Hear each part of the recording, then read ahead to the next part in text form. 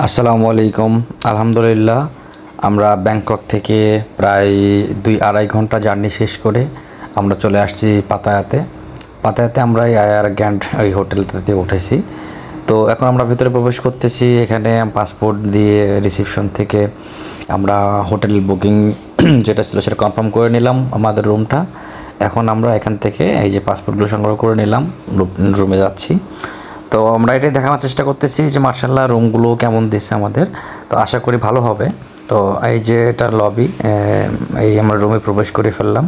রুমে 2টা বেড আছে, ডাবল বেড, যেহেতু আমরা দুজন আছি দুজনের জন্য 2টা ডাবল বেড। তো বেডগুলো ভালো দিছে, হ্যাঁ খারাপ না। আর সাথে আরও জিনিসপত্র কী কী দিছে সবগুলো, এই যেমন এখানে হচ্ছে খাওয়ার জন্য চা পানি কফি সব ব্যবস্থা আছে। আমরা যে লাগেজ আমরা চায়না থেকে এগুলো লাগেজ কিনেছিলাম, সেই লাগেজগুলো নিয়ে আসছি। টয়লেটটা মার্শাল্লাহ সুন্দর।